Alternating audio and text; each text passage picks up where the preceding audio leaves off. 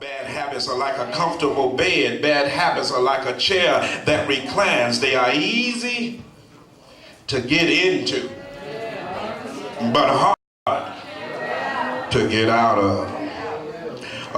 In and of itself, a habit is neutral.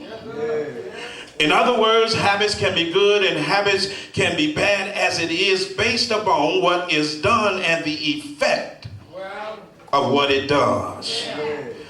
Some people have a habit of borrowing money. And some people have a habit of borrowing money and not paying it back. Y'all ain't talking back to me.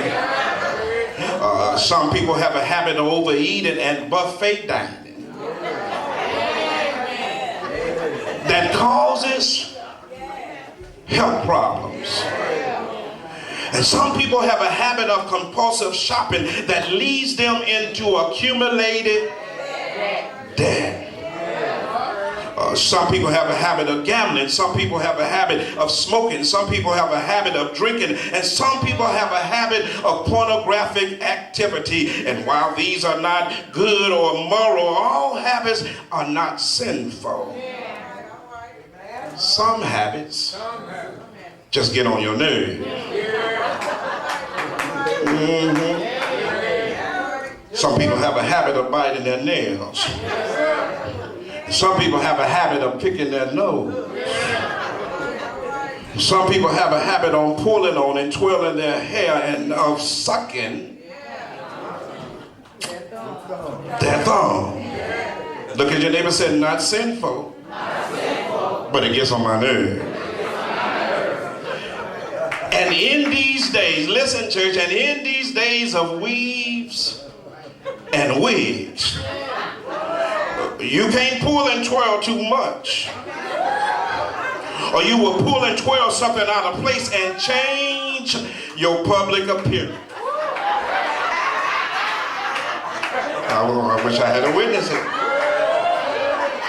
Most of life is habitual, and all of us tend to do some of the same things today that we did on yesterday, the day before that, and every day of each week, month, and year. And many times what we do is done around the same time and in the same fashion. We don't alter anything. It is estimated that out of every 11,000 signals we receive from our five senses, our brain only consciously processes 40 of the 11,000. This is because we have a propensity to ignore 10,960 of the 11,000 in favor of repeating the same 40. And many people don't realize they've created a habit within their life until it is pointed out by an outside informant. And many times we don't see what many times we do repeatedly without contemplation or planning and without an inkling of what we are doing and of what we are done. We just follow the habitual blueprint that has been established within our mind and life. Again, it's not overnight, but over a period of time. How many times have we driven somewhere that you've been before, utilizing the same route unconsciously, leaving generally at the same time unconsciously, and if there are no roadblocks along the way, arriving generally at the same time? What time do you normally get up in the mornings? What time do you normally eat, brush your teeth, take your shower or bath, and put on your clothes? What do you generally eat or drink? What do you generally wear? Look at your neighbor and say, same stuff. What time as a rule do you go to bed at night, and what programs do you watch? Look at your neighbor again and say, same stuff. We all have habits that are a part of our daily routine, some which are good and some which are bad. Yet habits, if either good or bad, they make us who we are. I'm going to preach it anyhow. Because some of y'all have a habit of just sitting there looking at me, but I'm going to preach it anyhow. Habits speak to our character. Habits articulate our priorities. Habits communicate our interests, and they verbalize and shape our reputation among men. He's punctual. She's dependable. He's never on time. And that woman is showing up lazy. A good habit speaks well of us, while a bad habit conveys a disposition of behavior that formulates a not so favorable opinion of us. He's always standing me up. She's always late. He always criticizes me. And she's nothing but a nag. Remember, church? It's not overnight or based on a one-time act. It's over a period of time and through frequent occurrences. Habits usually take 21 days of repeated activity to germinate or take root in one's life, and about the same amount of time or days of determination and discipline to overcome and or to be changed or replaced with and by something else. Experts say that some habits which have been ingrained so deep in the brain will take a little longer to overcome, be altered, or to be replaced. This is why there are support groups and tools that help some people with addictive behavior, because some people cannot do it by themselves and they have no willpower to make it happen. Again, we all have habits, but the question of the day is, what is your habit?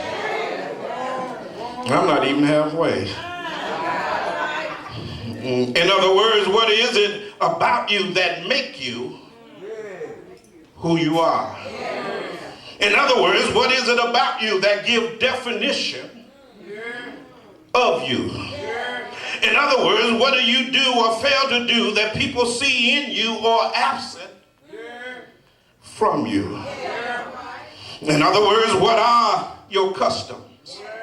In other words, what are your routines? In other words, what are your practices or patterns within life, especially as it relates to the Lord's Day? Didn't think we were getting back there. I often say, and the Bible assumed that the Lord's people will be in the Lord's house on the Lord's day. More specifically, I often say the Lord's people ought to be found in the Lord's house on the Lord's day in their rightful place and on time. And I say ought to be because it does not happen always. Don't you look at me funny? Because a text of Hebrews makes explicit the fact that some Christians make it a habit not to be found in the Lord's house on the Lord's day, rather than the promoted and expected reverse. It declares from the NIV, let us not give up meeting together as some are in the habit, is it there, of doing. In other words, with some of us, we formulated a tradition of non-attendance and non-assembly, as opposed to having a reputation of faithfulness and consistency in our attendance and assembly among the saints in worship. In other words, if we come to church, or when we come to church, our presence is sporadic, our presence is infrequent, our presence is occasional, our presence is irregular. These four words are synonymous, or they have the same meaning, which is we rarely come to church. We seldom occupy a pew seat. We hardly ever inhabit the Lord's house. And if we come, or when we come, it is once in a blue moon. Every other Sunday, once per month, semi-annually, or once per year on Easter. On Mother's Day. That's your Mother's Day message. Look at your neighbor and say, what's your habit? You know, we have some winter saints and some summer saints and some spring saints and some fall saints. Ask your neighbor again, what's your